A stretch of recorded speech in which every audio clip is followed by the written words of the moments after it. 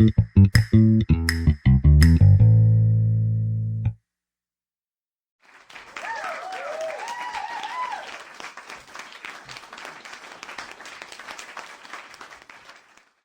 and welcome, everyone, to another episode of Background Interview. I'm Jamie, standing in today for Lily, who's enjoying a well-deserved vacation. It's wonderful to have you all joining us. Whether you're commuting, doing housework, or simply relaxing, this channel is all about fun, engaging, and enlightening conversations, perfect for listening on the go.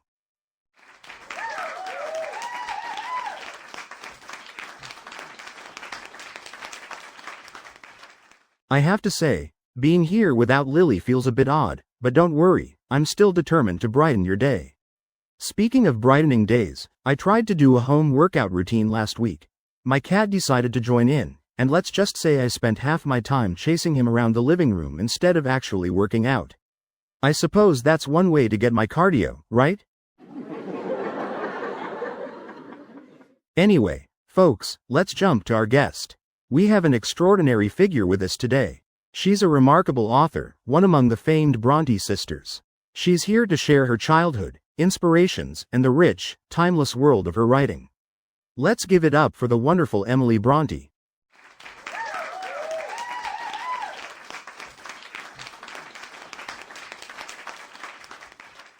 Good day, everyone. Thank you ever so much for having me. I'm delighted to be here today, and it's truly an honor to speak with all of you.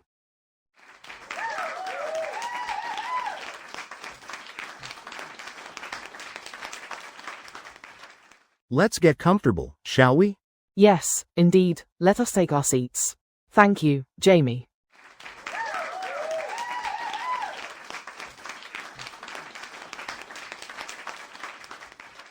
Emily, for those who are just discovering, could you please give a quick self-introduction? Yes, of course. I'm Emily Brontë, born in 1818 in the quaint village of Thornton in Yorkshire, England. My family later moved to Haworth, and that moorland setting had a tremendous influence on my imagination and spirit. My sisters, Charlotte and Anne, were also literary souls. Some wonder why so many of us ended up as authors. Perhaps it's the environment we grew up in, one enriched with books, creativity, and a certain sense of isolation that fueled our fantasies.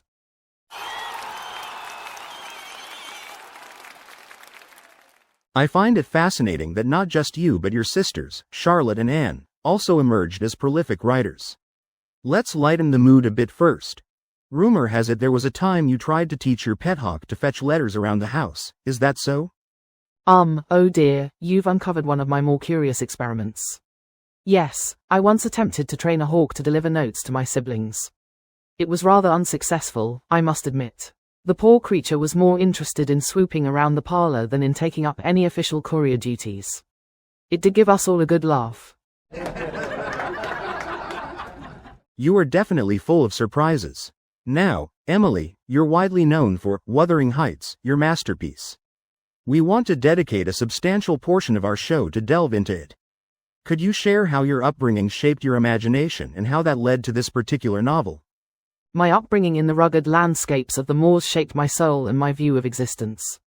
Those vast, haunting vistas carried a beauty both stark and captivating. They mirror the tumultuous emotions and the tempestuous passions found in Wuthering Heights. Our house, though modest, was full of books, poetry, and an atmosphere that cherished the written word. We were children of a clergyman, so moral questions frequently surfaced in our day-to-day life. This, combined with the freedom we had to roam the moors, gave us endless material for introspection and stories. In my case, that environment served as the backdrop for the intense drama between Catherine and Heathcliff. What was your relationship like with your siblings, especially given all of your literary pursuits? Charlotte and Anne were my confidants in the realm of words and imaginary worlds. We played countless games in our made-up kingdoms, writing stories and poems to keep our imaginations alight. Our brother, Branwell, was also a creative spirit, though troubled. The interplay between all of us, our closeness, differences, and shared intellectual pursuits, helped strengthen my resolve as a writer. I was quieter than my sisters, but I felt deeply, and they respected that, allowing me space to nurture my more introspective nature. Tell us more about Wuthering Heights, especially the storyline and its major themes. For those who may not be familiar, What can they expect in terms of plot and character development? Go deep, we have plenty of time. Wuthering Heights is centered around two main estates, Wuthering Heights and Thrushcross Grange. The novel traces the passionate, often destructive relationship between Catherine and Heathcliff, a mysterious foundling Catherine's father brings home. Their connection transcends simple affection, being almost elemental in force, love mixed with anguish, pride, and vengeance. The story unfolds through the perspectives of various narrators, chiefly the housekeeper, Nellie Dean, and the visitor, Mr. Lockwood. Through multiple generations, the consequences of Catherine and Heathcliff's tumultuous bond ripple out. The moorland setting plays a vital role, it is almost a character in itself, reflecting the raw, untamed energy at the heart of the novel. The theme of class struggle is palpable, as Heathcliff's origins are uncertain, and he faces contempt from others, driving him to anger and pursuit of power. Ultimately, it is a tragic romance, but also a tale of redemption, fate, and the perseverance of the human spirit, even if it manifests in haunting, ghostly whispers across the moors. I'm already enthralled. Now, let's talk about the inspiration. Why write something so intense, so filled with brooding passion and dark undertones? And was there a specific inspiration for Heathcliff's character? I was drawn to the hidden depths of human nature, the forces within us that remain unspoken until circumstances bring them to light. The moors themselves were an inspiration, there's an undeniable darkness and beauty there, which can evoke the wildest emotions. As for Heathcliff, he is not modelled on a single person. He embodies the torments of an outcast who loves with such ferocity that it becomes both noble and destructive. I wanted to explore the boundaries between love and obsession. Heathcliff is simultaneously sympathetic and terrifying, and Catherine, in her own way, reflects the duality. She's passionate but constrained by societal expectations. Their bond defies convention, which, in the 19th century, was scandalous and shocking. I think that's part of its lasting appeal. The response from the public, especially your contemporaries, was mixed, wasn't it? Some people found Wuthering Heights too unrefined, too grim. Did that surprise you? Indeed, when it was first published, it scandalized certain critics who expected more polished, morally upright content, especially from a woman writer. It was originally published under the pseudonym Ellis Bell, so critics did not necessarily know my gender, but they found the novel's emotional violence and moral complexity unsettling. However, others praised it as a groundbreaking examination of human passions and class constraints.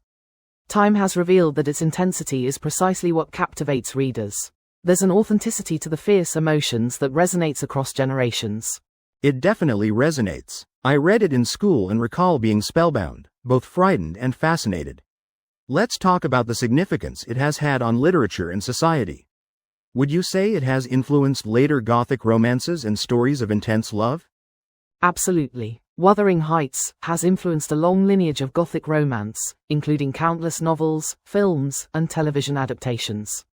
The tortured anti-hero, the doomed love, the moody landscapes, they all found a place in later works.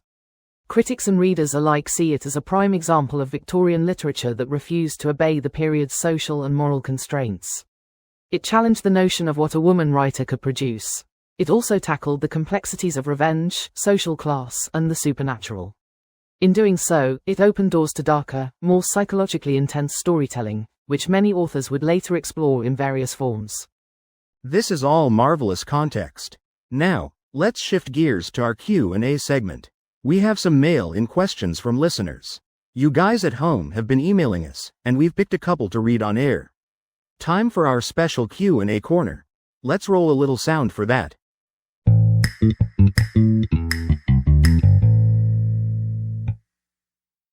First question comes from Sarah in Chicago. She writes, "Dear Emily, in your family, did you ever feel pressure to match your sister's successes, or was it purely supportive?" That's a fascinating query. Thank you, Sarah. Our family dynamic was generally supportive rather than competitive. Charlotte, Anne, and I spurred one another on through shared passions and constructive critiques.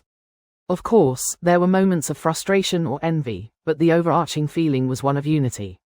We wanted each other to succeed, and our pursuits often seemed like a collective effort, each developing our unique voice, but under a shared dream of finding literary expression. Sarah, I hope that answers your question. Thank you for writing in. The next one is from David in London. He says, If you could rewrite any part of Wuthering Heights, would you change the ending to be less tragic? Ooh, interesting. Hello David, your question has made me ponder. I believe the ending, tragic though it may be, is an essential part of the story. The novel's message hinges upon the notion that love and obsession can blur together, shaping destinies in an uncontrollable manner. A happier conclusion might lessen the impact. The tragedy is intertwined with the novel's emotional resonance, so I wouldn't soften it. The redemption at the end, modest as it is, provides enough hope to hint at cycles being broken by the next generation. I can see that. Thank you, Emily. And David, we appreciate your mail. Let's do one more question from the emails before we check in with our studio audience. This one's from April in Sydney. She asks, were you ever afraid that the darker themes of your novel might be misunderstood or deemed inappropriate for your time? Wow, that's quite a question. Thank you, April. In truth, yes. I suspected that the raw energy in Wuthering Heights could unsettle readers. However, I believed in the integrity of the story. My goal wasn't to shock but to portray the magnitude of human passion. If some labeled it inappropriate, that only proved how strongly the work could affect them. Over time, the public grows more receptive to challenging ideas, and I took that risk, feeling it was worth any initial backlash. Fantastic questions, everyone. Now, how about some audience questions from right here in the studio? Is anyone out there burning to ask Emily something?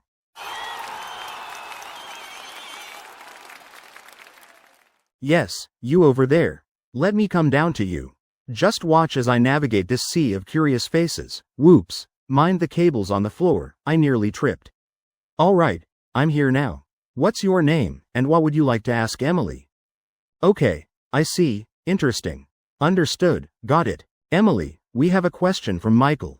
He wants to know, how did you manage your writing process amidst the responsibilities of your family and the limited opportunities afforded to women in your era? Michael, that's a pertinent question. During my era, a woman's domestic duties could be quite consuming. We didn't have the luxuries of modern convenience. We had to handle chores, care for relatives, and, in my case, teach as well. Writing had to be fit around these obligations: stolen hours, late nights, early mornings. My sisters and I encouraged each other, and this mutual support was invaluable. We carved out time wherever possible, while preserving our anonymity because we did not wish to face scrutiny or prejudice. It demanded discipline, passion, and a touch of defiance toward conventional expectations.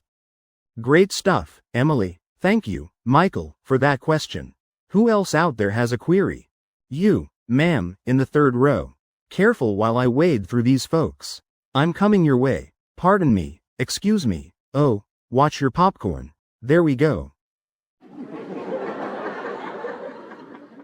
Alright, I'm here. Let's hear your name and your question. Oh, hi, Patricia. And what's your question? I see. Okay, gotcha. Thanks. Emily, we have a question from Patricia, who wonders, if you were alive today, do you think you'd engage with social media or modern publishing platforms? Or would you still prefer more solitary creativity? Patricia, that's a delightful musing. I imagine the convenience of modern publishing might be tempting, but I confess I might find the incessant connectivity overwhelming. My disposition leans toward solitude, reflection, and the quiet forging of stories in private. Then again, I'd also see the advantage of sharing work instantly and perhaps even receiving diverse feedback from readers worldwide. So I might be a reluctant participant, but I'd be intrigued by these new forms of communication. Thank you, Patricia, for that question. We have time for one final question from the audience. Anyone else? Yes, you there in the back. Let me come over. Mind if I slip past? Apologies, excuse me. Oh, I hope I'm not blocking your view. Right, nearly there. Alright, I'm here. Please, what's your name and your question? Oh, James. Hi, and your question? Okay, I see. That's wonderful. Let me bring it back to Emily now. Emily, this question is from James, who's curious about any major regrets you might have. He wonders, is there any moment in your life you wish had unfolded differently, especially regarding your literary journey? James, I appreciate the question. One regret is that I didn't have more years to write and explore additional stories. My health was fragile, and I passed away quite young, at 30. Sometimes I wonder how my style or themes might have evolved had I enjoyed greater longevity and additional chances to hone my craft. But life rarely follows the neat script we wish for. I treasure the impact Wuthering Heights has had, even if my own time on Earth was brief.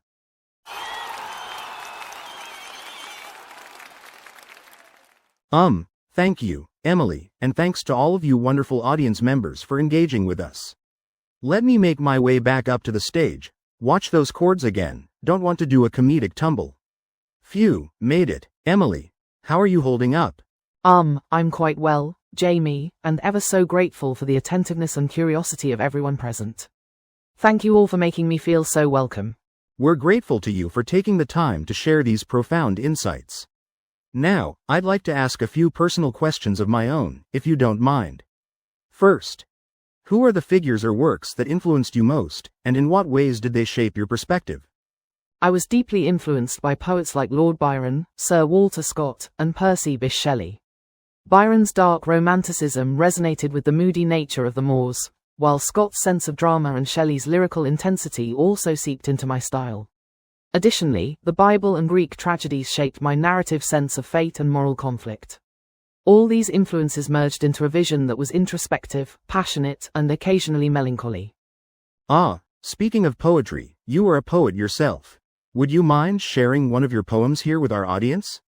I believe Come Walk With Me would be a lovely choice, giving everyone a direct taste of your lyrical voice. Certainly, I'd be delighted to. Here it is. Come, walk with me, there's only thee, to bless my spirit now. We used to love on winter nights, to wander through the snow. Can we not woo back old delights?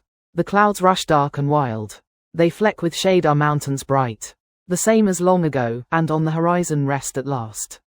In looming masses piled, while moonbeams flash and fly so fast, we scarce can say they smiled. Come walk with me, come walk with me. We were not once so few. But death has stolen our company as sunshine steals the dew. He took them one by one and we are left, the only two, so closer would my feelings twine. Because they have no stay but thine. Nay, call me not, it may not be, is human love so true? Can friendship's flower droop for years, and then revive anew? No, though the soil be wet with tears, how fair soe'er it grew. The vital sap once perished, will never flow again, and surer than that dwelling dread, the narrow dungeon of the dead, time parts the heart of men. I wrote these lines with a sense of melancholy and also hope and belief that companionship and understanding can guide us through darkness. That was truly moving. Thank you for sharing that precious piece of your poetic soul with us. My next question. With modern eyes, how do you reflect on your accomplishments? Do you see them differently than you did in your time? In my day, I wasn't sure how Wuthering Heights would be received or remembered. From what I've learned, it has achieved a status that is both humbling and surprising. I suspect that if I saw it now, recognized as a classic, I'd be simultaneously proud and perplexed at all the scholarly debates it has sparked. But I'm grateful it continues to move readers and provoke thought. Finally, what message would you offer to people today who look back at your life and work for inspiration? I'd say, cherish authenticity in your emotions and let your imagination roam free. Dare to explore the shadows as well as the light, because often the deepest truths lie at the edges of our comfort. Write, create, and live with a certain fierceness, but always remain compassionate to others. Your passion needn't become cruelty. And never be afraid of the unknown vistas of your own heart. Beautifully said. Now, before we wrap up, let's summarize.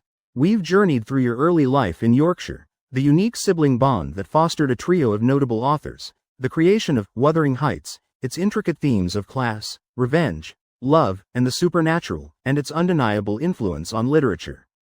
We've also covered your personal reflections, regrets, and hopes. I can't thank you enough for this heartfelt discussion, Emily.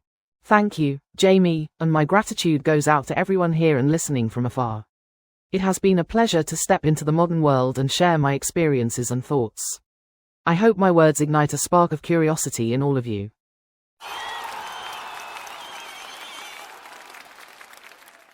Emily Brontë, everyone, we'll let you head backstage now, and we truly appreciate you spending time with us on Background Interview. Thank you again.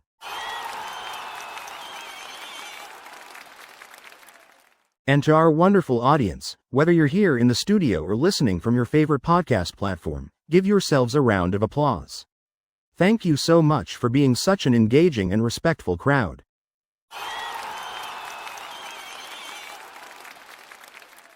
Remember to subscribe, hit the like button, drop a comment, and share your own thoughts on Emily's perspective.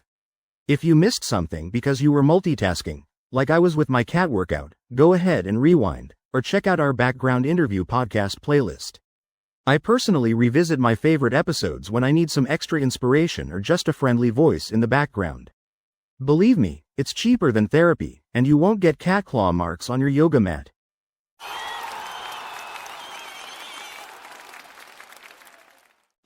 That's all for today, folks. I'm Jamie, and it's been an honor guiding you through this special episode. Tune in next time for more fascinating discussions on Background Interview. Bye for now.